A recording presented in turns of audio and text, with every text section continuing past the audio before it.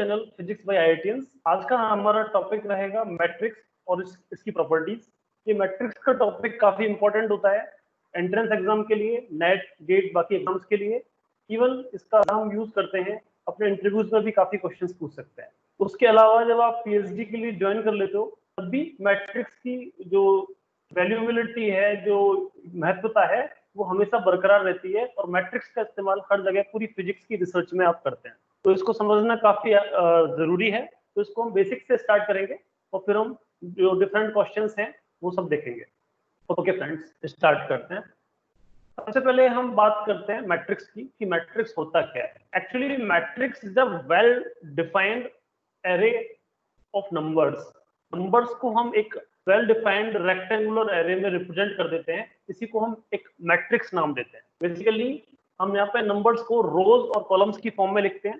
रोज मतलब जो horizontal numbers, ये जैसे हैं A11, A12, A13, ये सब जो लाइंस हैं, मतलब हॉरिजॉन्टली जो हम लाइन देखते हैं उसको हम रो बोलते हैं। और अगर हम वर्टिकल लाइन देख रहे हैं A11, A21, A31 इस तरीके से, तो इसको हम कॉलम बोलते हैं। तो basically this is the well defined arrangement of numbers in the form of rose and columns. तो इसी बेसिस पर कितनी रोज हैं कितनी कॉलम्स हैं, उसके बेसिस पर हम किसी मैट्रिक्स का ऑर्डर डिफाइन कर सकते हैं। तो मान लीजिए हमारी नंबर ऑफ रोज m है, नंबर ऑफ कॉलम्स m है, तो इसका जो ऑर्डर है वो हो जाएगा m/n। तो m/n रिप्रेजेंट करता है कि किसी मैट्रिक्स के अंदर m नंबर ऑफ रोज होंगी, n नंबर ऑफ कॉलम्स होंगे। ओके, नाउ हम देखते हैं, जैसे मान लीजिए ये कोई मैट्रिक्स थी तो मैं नंबर्स को रिप्रेजेंट कर रहा था। ये पहला वाला जो नंबर था इसको मैं एलिमेंट को कह रहा था A11, दूसरा एलिमेंट था हमारा A12, A13, इस तरीके से ये हमारे सारे एलिमेंट्स थे। तो इन एलिमेंट्स को हम इन जनरल रिप्रेजेंट कर सकते हैं Aij से।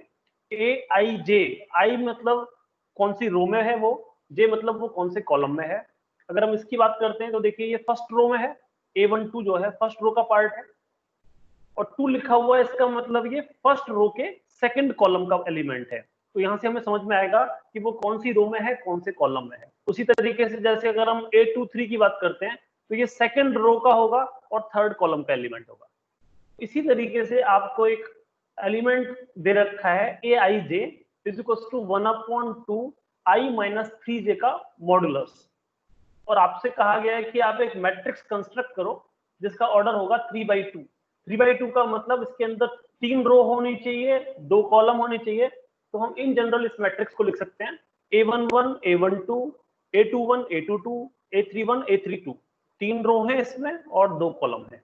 अब आपका काम है इस फॉर्मूले का यूज करके Aij इक्वल्स टू 1/2 i-3j का मॉडुलस का यूज करके ये सारे एलिमेंट्स फाइंड आउट करना। अगर आप A11 फाइंड आउट करेंगे तो देखिए i भी आपका 1 हो जाएगा, j भी आपका 1 हो जाएगा। इस एक्सप्रेशन में आप 1 और 1 पुट कर देंगे तो आपका A11 हो जाएगा 1। उसी तरीके से A12 फाइंड आउट करोगे तो i की जगह पे 1 रख दो, j की जगह पे 2 रख दो। A21 के केस में i2 होगा, j1 होगा। इस तरीके से आप सारे एलिमेंट्स को फाइंड आउट कर सकते हैं। जैसे ही आपके सारे एलिमेंट्स मिल गए उनको आप यहाँ पे मैट्रिक्स में लिख दीजिए, तो आपकी मैट्रिक्स हो जाएगी 1, 5/2, 1/2, 2, 0, 3/2। ओके, तो ये तो था किसी मैट्रिक्स के ऑर्डर के बारे में, उसके एलिमेंट के बारे में, और उस एलिमेंट से हम कैसे डराइव कर सकते हैं पूरी मैट्रिक्स को, ये सब था। अब हम डिस्कस करते हैं डिफरेंट टाइप्स ऑफ मैट्रिक्स क्या क्या हो सकती हैं। तो सबसे पहले हमारा टाइप है कॉलम मैट्रिक्स। कॉलम मैट्रिक्स नाम से समझ में आ रहा होगा, ऐसी मैट्रिक्स जिसमें केवल एक कॉलम होता है, रोज कितनी भी हो सकती है, कॉलम केवल एक होगा। जैसे कि ये वाला जो एग्जांपल है इसमें 4 रो हैं लेकिन कॉलम एक ही है। तो if a matrix has a single column it is called a column matrix. इसी उल्टा हो सकता है रो मैट्रिक्स, ऐसी मैट्रिक्स जिसमें केवल एक ही रो हो। जैसे कि ये मैट्रिक्स है, इसमें एक रो है लेकिन कॉलम 4 है, तो it is called a row matrix. या फिर रो मैट्रिक्स केवल एक रो हो, कॉलम मैट्रिक्स केवल एक कॉलम हो। नेक्स्ट हम बात करते हैं स्क्वायर मैट्रिक्स की। स्क्वायर आप जानते हैं, वर्ग जिसको हिंदी में कहते हैं। स्क्वायर का मतलब है जिसमें नंबर ऑफ रोज और नंबर ऑफ कॉलम्स बराबर होने चाहिए, side equal to length and breadth बराबर होते हैं। उसी तरीके से यहाँ पर नंबर ऑफ रोज और नंबर ऑफ कॉलम्स बराबर होने चाहिए। अब वो हो सकता है 2 2 हो सकता है 1 1 हो, 3 3 हो, 4 4 हो, कितना भी हो, लेकिन दोनों बराबर होंगे। तो इस मैट्रिक्स को आप इन जनरल इस तरीके से रिप्रेजेंट कर सकते हो, Aij उसका एलिमेंट m क्रॉस m, मतलब उसके नंबर ऑफ रो और नंबर ऑफ कॉलम बराबर है। ये एक मैट्रिक्स है, ये भी एक स्क्वायर मैट्रिक्स है, इसका ऑर्डर होगा 3/3, तो ये 3 ऑर्डर की स्क्वायर मैट्रिक्स होगी। स्क्वायर मैट्रिक्स में एक और प्रॉपर्टी होती है जिसे कहते हैं डायगोनल एलिमेंट्स। तो यहां से अगर आप A11 से स्टार्ट कर रहे हैं, A11, A22, A33, A44, इस तरीके से अगर आप इसको देखेंगे तो इन सारे एलिमेंट्स को हम कहते हैं डायगोनल एलिमेंट्स। तो जैसे इस वाली मैट्रिक्स में अगर आप देखो तो डायगोनल एलिमेंट्स हैं आपके 1, 4, 6। बेसिकली जो हमने जनरल मैट्रिक्स लिखी थी उसके ये एलिमेंट्स को हम डायगोनल एलिमेंट्स बोलते हैं। डायगोनल एलिमेंट्स की अगर आप प्रॉपर्टी देखना चाहें तो आप सिंपली कह सकते हैं कि ऐसा एलिमेंट जिसके लिए आई और जे बराबर हो, मतलब जिस रो का पार्ट आप कर रहे हो वही कॉलम होना चाहिए। A11 मतलब first row first column, second row second column, nth row nth column, तो आई और जे दोनों बराबर है। तो इन एलिमेंट्स को हम बोलते हैं diagonal element. Okay, square matrix से और भी कई सारी प्रॉपर्टीज निकल सकती हैं, जैसे कि डायगोनल मैट्रिक्स। डायगोनल मैट्रिक्स का मतलब क्या है? ऐसी मैट्रिक्स जिसके नॉन डायगोनल एलिमेंट्स जीरो हो। जैसे ये एक स्क्वायर मैट्रिक्स है, अगर हमने इसके सारे एलिमेंट्स देखे, ये सारे एलिमेंट्स जीरो हैं, केवल डायगोनल एलिमेंट्स ही एग्जिस्ट कर रहे हैं, तो केवल डायगोनल एलिमेंट्स अगर एग्जिस्ट करते हैं, बाकी सब अगर जीरो होते हैं, तो ऐसी मैट्रिक्स को एक स्पेशल नाम देते हैं डायगोनल मैट्रिक्स। तो ये 3/3 ऑर्डर की हो सकती है, 4/4 की हो सकती है, 2/2 की हो सकती है, 1/1 की भी हो सकती है, लेकिन कंडीशन ये है कि उसके जो नॉन डायगोनल एलिमेंट्स हैं वो जीरो होने चाहिए। इसके बाद एक प्रॉपर्टी आती है स्केलर मैट्रिक्स। स्केलर मैट्रिक्स ये डायगोनल के बाद ही निकलती है। अगर किसी मैट्रिक्स के डायगोनल एलिमेंट्स बराबर हैं, ऐसी डायगोनल मैट्रिक्स जिसके डायगोनल एलिमेंट बराबर हों, जैसे कि ये देखिए √3 √3 √3 बाकी सब जीरो, डायगोनल एलिमेंट्स √3 हैं बाकी सब जीरो हैं, -1 -1 बाकी जीरो 3, तो इसको कहते हैं स्केलर मैट्रिक्स। इसी में एक और प्रॉपर्टी आती है जिसे हम कहते हैं आइडेंटिटी मैट्रिक्स। अगर किसी डायगोनल मैट्रिक्स के सारे डायगोनल एलिमेंट्स 1 हो जाते हैं, 1 1 1 और बाकी सब जीरो, इसको कहते हैं आइडेंटिटी मैट्रिक्स, और इसको हम कैपिटल आई से इंडिकेट करते हैं। अब ये 3 ऑर्डर की भी हो सकती है, 2 ऑर्डर की भी हो सकती है, 1 ऑर्डर की भी, 4 ऑर्डर, किसी भी ऑर्डर की हो सकती है। बेसिकली प्रॉपर्टी क्या है कि ये एक स्क्वायर मैट्रिक्स होनी चाहिए, मतलब number of row number of column बराबर होने चाहिए, साथ में इसके जो डायगोनल एलिमेंट्स हैं वो 1 होने चाहिए। अगर ये nth ऑर्डर की है तो उसे हम in से लिख सकते हैं, थर्ड ऑर्डर की है तो उसे I3 से लिख सकते हैं, I2 लिख सकते हैं, I1 लिख सकते हैं। ओके, नाउ हम लास्ट टाइप ऑफ मैट्रिक्स में बात करते हैं जीरो मैट्रिक्स के बारे में। जीरो मैट्रिक्स का क्या मतलब है? ऐसी मैट्रिक्स जिसके सारे एलिमेंट जीरो हों। ये देख सकते हैं जीरो है, this is the zero matrix of order 1, this is zero matrix of order 2/2, this is the zero matrix of order 2/3, 2 रो हैं इसमें, 3 कॉलम हैं, this is the zero matrix of order 1/2। तो ऐसी मैट्रिक्स जिसके अंदर सारे एलिमेंट्स जीरो हों उसे जीरो मैट्रिक्स बोलते हैं। इसी को हम नल मैट्रिक्स भी बोल सकते हैं, और इसको रिप्रेजेंट करते हैं कैपिटल O से। ओके, तो ये सब हो गया हमारा मैट्रिक्स के टाइप्स के बारे में। अब हम डिस्कस करते हैं कुछ ऑपरेशंस हम कैसे मैट्रिक्स के साथ कर सकते हैं। सबसे पहले हम बात करेंगे इक्वलिटी ऑफ मैट्रिक्स की। इक्वलिटी ऑफ मैट्रिक्स, जैसे कि मैट्रिक्स ए है जिसके एलिमेंट्स आप लिख रहे हो Aij, दूसरी मैट्रिक्स बी है जिसके एलिमेंट्स आप लिख रहे हो Bij। तो ये दोनों मैट्रिक्स इक्वल होंगी, तो उसके लिए कंडीशन क्या है? पहली कंडीशन है कि दोनों का ऑर्डर सेम होना चाहिए। अगर ऑर्डर सेम नहीं है तो फिर आप उनमें इक्वलिटी का कंसेप्ट लगा ही नहीं सकते। दूसरी प्रॉपर्टी होती है कि उनके जो कॉरस्पॉन्डिंग एलिमेंट्स हैं, जो ए का एलिमेंट है A1 सपोज, तो उसका B11, A21, B21 corresponding elements आपस में बराबर होने चाहिए। जैसे मान लीजिए कि ये दो मैट्रिक्स आपको दे रखी हैं और कहा गया है कि ये दोनों बराबर है, तो बराबर आप देख सकते हैं इसका ऑर्डर है 3/2, इसका ऑर्डर भी 3/2 है, तो पहली प्रॉपर्टी इनकी सेटिस्फाई हो गई। अब इनके कॉरस्पॉन्डिंग एलिमेंट्स इक्वल होने चाहिए, तो बेसिकली हमारा x होना चाहिए -1.5, y होना चाहिए 0, z होना चाहिए 2, a होना चाहिए √6, b होना चाहिए 3, c होना चाहिए 2। तो कॉरस्पॉन्डिंग एलिमेंट्स बराबर होने चाहिए और उनका ऑर्डर सेम होना चाहिए, तब हम कहेंगे कि दो मैट्रिक्स हमारी इक्वल हैं। इक्वल मतलब एग्जैक्टली मैच होना चाहिए। नेक्स्ट बात करते हैं हम, एक छोटा सा क्वेश्चन ले लेते हैं, ये हम लोगों ने आज क्विज में भी रखा था। आपको एक 3x3 ऑर्डर की एक मैट्रिक्स दी गई है जिसकी एंट्रीज आप या तो 0 रख सकते हो या 1 रख सकते हो। मतलब एक 3x3 की मैट्रिक्स है जिसमें टोटल 9 एलिमेंट्स होंगे, 3 रो है 3 कॉलम है, तो टोटल 9 एलिमेंट्स हो गए। अब हर एलिमेंट की वैल्यू या तो आप 0 रख सकते हो या फिर आप 1 रख सकते हो।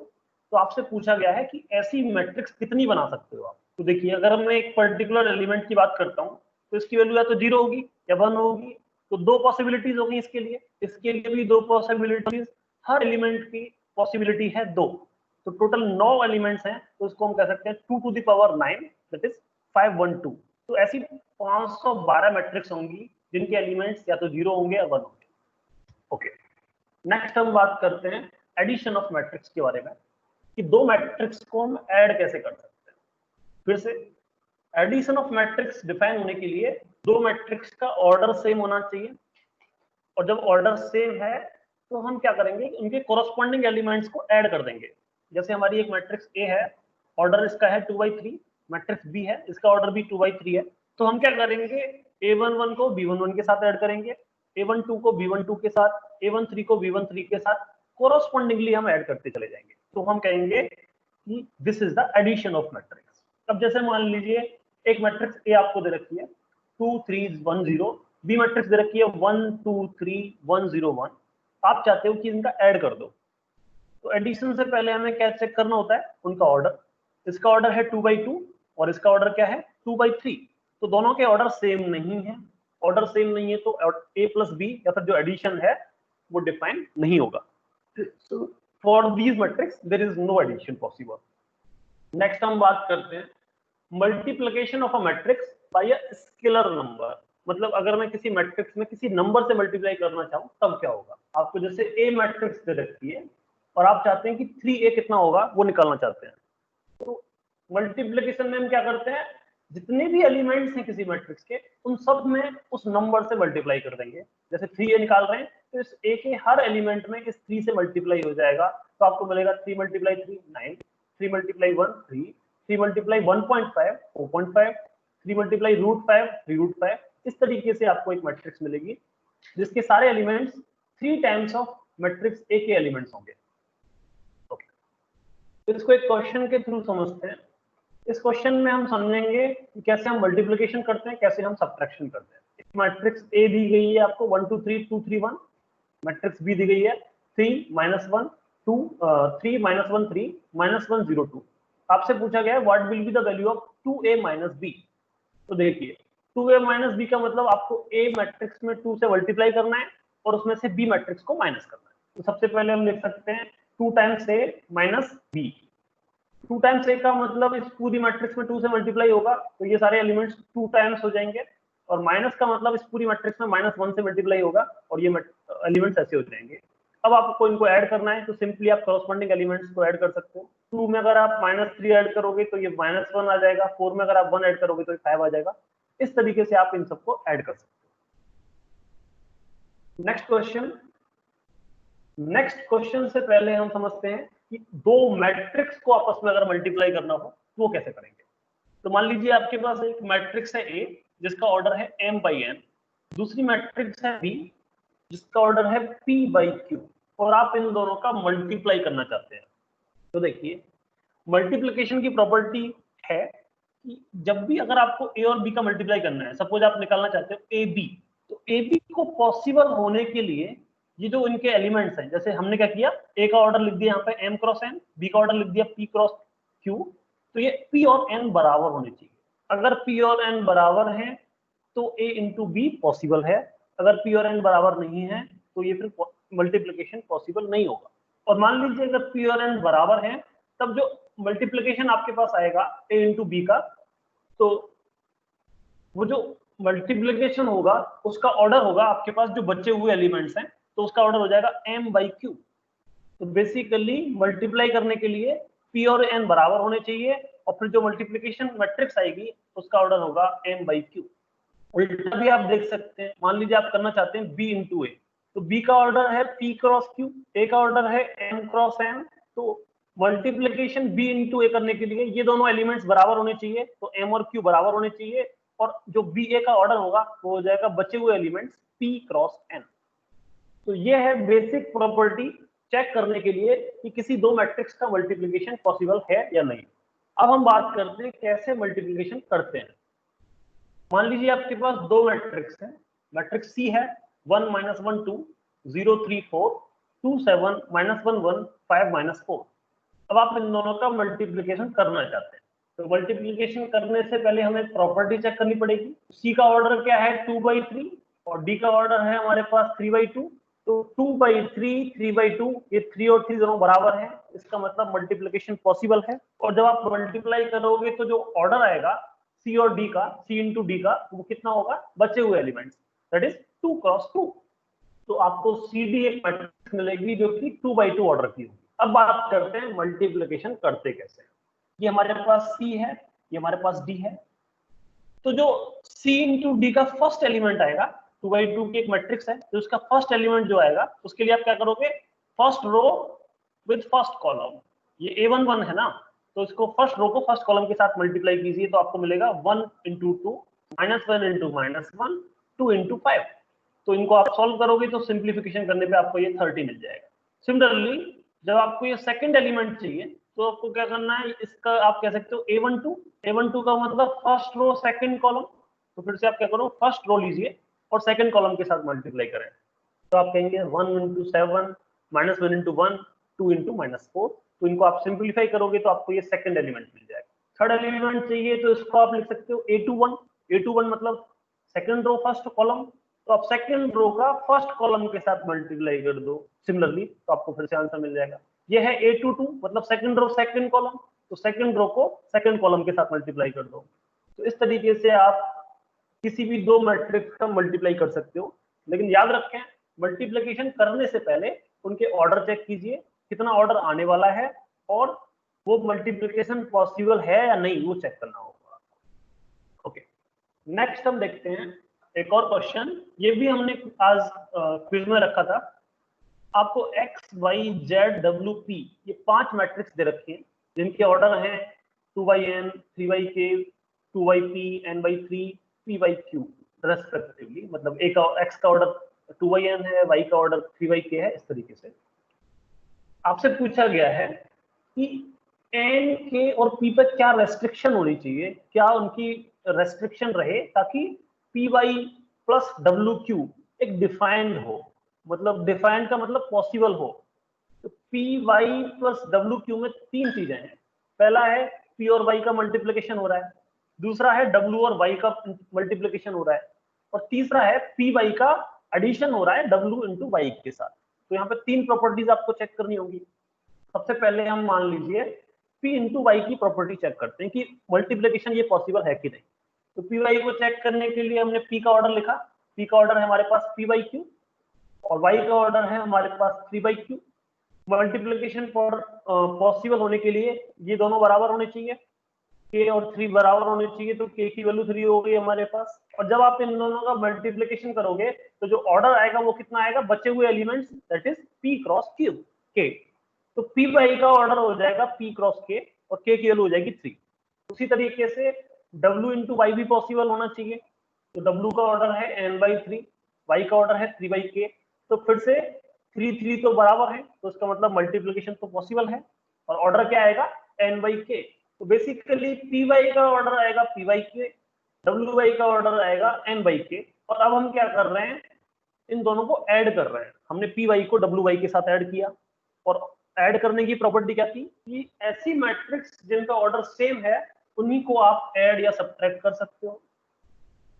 तो py का और wy का ऑर्डर सेम होना चाहिए। py का ऑर्डर है p/k, wy का ऑर्डर है n/k, और ये दोनों बराबर होने के लिए p और n बराबर होने चाहिए। तो सेकंड कंडीशन आएगी p should be equal to n, और फर्स्ट कंडीशन थी k इज इक्वल टू 3। तो हमारा आंसर हो जाएगा a। It is the restriction on p, n and k, that is k should be 3 and p and n should be equal। Next question देखते हैं, इसी का सब पार्ट। इसके दो पार्ट थे। यहां पर आपको दिया गया है कि n और p बराबर है, और कहा गया है 7x - 5z का ऑर्डर क्या होगा। तो ये तो आपको पता है कि जब हम एडिशन या मल्टीप्लिकेशन एडिशन या सब्ट्रैक्शन करते हैं तो ऑर्डर सेम होना चाहिए, और जो मैट्रिक्स आएगी वो भी उसी ऑर्डर की आती है। तो बेसिकली 7x माइनस 5z का जो ऑर्डर होगा वो x के ऑर्डर के बराबर या z के ऑर्डर के बराबर होगा। x का ऑर्डर है हमारे पास 2/n और z का ऑर्डर है हमारे पास 2/p और n और p वैसे बराबर हैं, तो 7x माइनस 5z का ऑर्डर हो जाएगा 2/n या फिर 2/p। इसमें 2/n ऑप्शन आपको दिया हुआ है, तो यही हमारा आंसर है। ओके, नेक्स्ट हम डिस्कस करते हैं ट्रांसपोज ऑफ अ मैट्रिक्स के बारे में। ये काफी इंपॉर्टेंट टॉपिक है, ट्रांसपोज। तो ट्रांसपोज में हम क्या करते हैं, अगर किसी मैट्रिक्स के रोज और कॉलम्स को इंटरचेंज कर दें, जो रो थी, फर्स्ट रो थी उसे फर्स्ट कॉलम बना दिया, सेकंड रो थी उसे सेकंड कॉलम बना दिया, इस तरीके से अगर हम कर देते हैं तो इस प्रॉपर्टी को हम कहते हैं ट्रांसपोज ऑफ अ मैट्रिक्स। इसको हम डिफाइन करते हैं, ए के ऊपर डैश लगा दो या फिर ए के ऊपर टी लिख दो, तो ये ट्रांसपोज को डिफाइन करता है। क्योंकि हम ट्रांसपोज में नंबर ऑफ रोज को कॉलम बना रहे हैं और नंबर ऑफ कॉलम्स को रोज बना रहे हैं, तो अगर मेरी ए का मैट्रिक्स ए का ऑर्डर m/n है, तो इसके ट्रांसपोज का ऑर्डर क्या हो जाएगा, n/n m हो जाएगा, उल्टा हो जाएगा। जो इसकी रो थी वो इसका कॉलम है, जो इसका कॉलम था वो इसकी रो है। अब देखिए करना क्या है, सिंपली रो को कॉलम बनाना है, कॉलम को रो बनाना है। तो इसमें देखिए 3 5 एक फर्स्ट रो थी, तो इसका फर्स्ट कॉलम हो जाएगा 3 5। √3 1 इसकी सेकंड रो थी, तो इसका सेकंड कॉलम हो जाएगा √3 1। इसका थर्ड रो था 0 -1/5, तो इसका फर्स्ट कॉलम हो जाएगा। मतलब जो रो इसकी है वो इसका कॉलम होगा, सेकंड रो है तो इसका सेकंड कॉलम होगा, थर्ड रो है तो थर्ड कॉलम। तो ये हमारे पास ट्रांसपोज मैट्रिक्स आ जाएगी। ट्रांसपोज की कुछ प्रॉपर्टीज होती हैं। क्या प्रॉपर्टीज होती हैं, अगर आपने किसी मैट्रिक्स का ट्रांसपोज 2 बार कर दिया, पहले ट्रांसपोज किया फिर से उसका ट्रांसपोज कर दिया, तो ये आपको ओरिजिनल मैट्रिक्स दे देगा। वो आपको क्लियर भी हो रहा होगा। अगर आपने ए का ट्रांसपोज किया तो आपने रो को कॉलम बना दिया, कॉलम को रो बना दिया, और फिर से ट्रांसपोज किया तो जो पहले आपके पास एग्जिस्ट था वही फिर से आ जाएगा। तो basically transpose of transpose is 1 ए। के इंटू ए का ट्रांसपोज, के कोई नंबर से अगर मैं मैट्रिक्स में मल्टीप्लाई कर रहा हूँ, उसका अगर आप ट्रांसपोज करते हो तो आप नंबर को बाहर ले सकते हो, तो के टाइम्स ए का ट्रांसपोज कह सकते हो। उसी तरीके से अगर दो नंबर्स का समेशन हो रहा है ए प्लस बी का ट्रांसपोज, तो इसे आप इंडिविजुअली ट्रांसपोज करके ऐड कर सकते हो, तो it is equal to A transpose plus B transpose. ये फोर्थ प्रॉपर्टी काफी इंपॉर्टेंट है कि अगर दो मैट्रिक्स का मल्टीप्लिकेशन करके आप ट्रांसपोज कर रहे हो, ए इंटू बी का ट्रांसपोज, तो ये उल्टा होता है, B transpose into A transpose होता है। ये आपको याद रखनी है, ए इंटू बी का transpose is B transpose A transpose. Next हम ट्रांसपोज के बेसिस पर ही मैट्रिक्स को दो टाइप्स में डिफाइन कर सकते हैं। एक होती है हमारी सिमेट्रिक मैट्रिक्स और एक होती है हमारी SQ symmetric matrix. Symmetric matrix की प्रॉपर्टी होती है कि अगर हम किसी मैट्रिक्स का ट्रांसपोज करें और वो ओरिजिनल मैट्रिक्स के बराबर आ जाए, मतलब ए ट्रांसपोज इक्वल टू ए आ जाए, तो हम ऐसी मैट्रिक्स को बोलते हैं transpose matrix, sorry symmetric matrix. जैसे कि ये एग्जांपल देखिए, इसकी रो है √3 2 1, फर्स्ट रो √3 2 1 है और इसका फर्स्ट कॉलम भी वही है। तो फर्स्ट रो फर्स्ट कॉलम बराबर है, तो आप इंटरचेंज करोगे तो वो सेम रहने वाला है। उसी तरीके से देखिए, इसकी second row second column same है, इसकी थर्ड रो और थर्ड कॉलम सेम है, तो इसकी जो रो है वही कॉलम है, तो इसका जो ट्रांसपोज है वो ओरिजिनल मैट्रिक्स के बराबर आ जाएगा, तो इसको कहेंगे symmetric matrix. For transpose is equal to the original matrix, we call it symmetric matrix. Next, अगर हम ट्रांसपोज करते हैं और वो ओरिजिनल मैट्रिक्स के माइनस टाइम्स आता है, -a के बराबर आता है, तो ऐसी मैट्रिक्स को हम कहते हैं स्क्यू सिमेट्रिक मैट्रिक्स। जैसे मान लीजिए ये आपकी एक मैट्रिक्स है और इसका आप ट्रांसपोज करोगे तो देखिए क्या होगा, ये रो है 0EF, अब वो यहाँ पे आ जाएगी, ये कॉलम है -E0G, वो यहाँ पे आ जाएगा। तो आप एक माइनस अगर कॉमन ले लोगे तो ओरिजिनल मैट्रिक्स आपको फिर से मिल जाएगी। तो बेसिकली बी ट्रांसपोज जो है वो -b के बराबर आ रहा है। तो ऐसी मैट्रिक्स को हम बोलते हैं skew symmetric matrix. Skew symmetric matrix की प्रॉपर्टी है कि इसका जो डायगोनल एलिमेंट्स हैं वो हमेशा 0 होने चाहिए। अगर 0 नहीं होंगे तो फिर आप A11 A22 जो इक्वल एलिमेंट्स हैं उसमें नेगेटिव साइन कहां से लाओगे। तो basically AIJ is equal to -AJI होता है, इसमें AIJ इक्वल टू -AJI होता है। और जो AII है, मतलब जो डायगोनल एलिमेंट्स हैं वो 0 होते हैं। आप देख इन सारे डायगोनल एलिमेंट 0 हैं। ये जो एलिमेंट है वो इसके नेगेटिव टाइम्स है, ये एलिमेंट इसका नेगेटिव टाइम्स है, ये एलिमेंट इसका नेगेटिव टाइम्स है। तो ऐसी मैट्रिक्स को हम बोलते हैं स्क्यू सिमेट्रिक मैट्रिक्स। ओके, आप किसी मैट्रिक्स को स्क्यू सिमेट्रिक में चेंज भी कर सकते हो। जैसे मैट्रिक्स ए थी आपके पास, और आप ए को लिख सकते हो half A plus A transpose plus half A minus A transpose. मतलब अगर आप इसको ओवरऑल समीशन करोगे तो ये ट्रांसपोज वाले टर्म्स कैंसिल हो जाएंगे, हाफ ए ऐड होके ए हो जाएगा, तो ये सेम ही है। तो हम किसी मैट्रिक्स को अगर उसके ट्रांसपोज के साथ ऐड करके 2 से भाग कर दें और उसके ट्रांसपोज में से घटा के 2 से भाग कर दें, तो यहाँ पे आपको 2 अलग अलग मैट्रिक्स मिल रही हैं। ये जो समेशन वाली मैट्रिक्स है ये सिमेट्रिक मैट्रिक्स होगी, और ये जो सब्ट्रैक्शन वाली मैट्रिक्स है ये आपकी स्क्यू सिमेट्रिक मैट्रिक्स होगी। तो बेसिकली आप किसी भी मैट्रिक्स को, किसी भी मतलब इन जनरल कोई भी मैट्रिक्स हो लेकिन स्क्वायर मैट्रिक्स होनी चाहिए, तो आप किसी भी स्क्वायर मैट्रिक्स को सिमेट्रिक और स्क्यू सिमेट्रिक मैट्रिक्स के सम के फॉर्म में लिख सकते हो इस तरीके से। अब एक क्वेश्चन डिस्कस करते हैं इसी से रिलेटेड। ये भी हमारी क्विज का क्वेश्चन है। ए और बी 2 सिमेट्रिक मैट्रिक्स हैं। आपसे पूछा गया है कि A B minus B A का ट्रांसपोज क्या होगा। इन्होंने लिख रखा है A and B are symmetric matrix of the same order. अगर ऑर्डर सेम नहीं होता तो फिर मल्टीप्लिकेशन की जो कंडीशन थी वो सेटिस्फाई करने में दिक्कत होती। ए बी सेटिस्फाइड है तो बी ए सेटिस्फाइड है कि नहीं, फिर माइनस करेंगे तो वो पॉसिबल नहीं होता क्योंकि दोनों का ऑर्डर अलग अलग हो जाता। लेकिन उसने जब बोल दिया कि ऑर्डर सेम है तो ए इंटू बी का ऑर्डर भी वही आएगा, बी इंटू ए का ऑर्डर भी वही आएगा, और सब्ट्रैक्शन का ऑर्डर भी वही रहेगा। तो basically A and B are symmetric matrix. तो पूछा गया है कि इसका ऑर्डर क्या होगा। सपोज इस क्वांटिटी को हम मान लेते हैं जेड। तो जेड है हमारे पास ए बी माइनस बी ए, और क्योंकि ए एंड बी सिमेट्रिक हैं तो ए का ट्रांसपोज ए के बराबर होगा और बी का ट्रांसपोज बी के बराबर होगा। अब हम जेड का ट्रांसपोज निकालते हैं। जेड का ट्रांसपोज आप लिख सकते हो ए बी माइनस बी ए का ट्रांसपोज। सब्ट्रैक्शन वाली प्रॉपर्टी यूज करके इसे कह सकते हो ए बी का ट्रांसपोज माइनस बी ए का ट्रांसपोज। अब मल्टीप्लिकेशन की प्रॉपर्टी यूज करोगे तो आप लिखोगे ए बी का ट्रांसपोज होता है B transpose A transpose minus B का ट्रांसपोज होता है A transpose B transpose. B transpose को आप बी कह सकते हो, ए ट्रांसपोज को आप ए कह सकते हो, तो ये हो जाएगा B A minus A B. इसमें से आप माइनस कॉमन ले सकते हो, तो हो जाएगा A B minus B A. और A B minus B A हमारे पास जेड था, तो बेसिकली जेड का ट्रांसपोज माइनस जेड के बराबर आ रहा है। तो transpose of a matrix is equal to minus times Z. इसका मतलब जेड हमारी एसक्यू सिमेट्रिक मैट्रिक्स है, तो इसका आंसर हो जाएगा ए। नेक्स्ट क्वेश्चन डिस्कस करते हैं। यहाँ पर आपको एक मैट्रिक्स दे रखी है A is equals to cos alpha minus sine alpha cos alpha, और दे रखा है कि A में अगर उसके ट्रांसपोज को ऐड कर देते हैं तो हमें एक आइडेंटिटी मैट्रिक्स मिलती है। पूछा गया है अल्फा की वैल्यू क्या होगी। अब देखिए इसका ट्रांसपोज आप निकाल सकते हो, इस रो को आप कॉलम बना सकते हो, इस रो को भी आप कॉलम बना सकते हो। तो A ट्रांसपोज हो जाएगा आपके पास cos alpha minus sine alpha cos alpha, और जब आप A ट्रांसपोज को A के साथ ऐड करोगे तो ये माइनस साइन अल्फा के साथ कैंसिल हो जाएगा, और sine alpha minus sine alpha के साथ। तो बेसिकली आपके नॉन डायगोनल एलिमेंट्स 0 हो जाएंगे और डायगोनल एलिमेंट्स ऐड हो जाएंगे cos alpha 2 cos alpha, similarly यहाँ पे भी 2 cos अल्फा। तो A प्लस A ट्रांसपोज आपके पास होगा 2 cos अल्फा 0 0 2 cos अल्फा, और ये आपको आइडेंटिटी मैट्रिक्स के बराबर दिया गया है 1 0 1 0 1 के बराबर। तो इसलिए ये 2 cos अल्फा 1 के बराबर होना चाहिए। इसका मतलब cos अल्फा 1/2 के बराबर होना चाहिए, और cos में 1/2 π/3 पे वैल्यू होती है, तो हमारे जो अल्फा है उसकी वैल्यू हो गई हमारे पास π/3।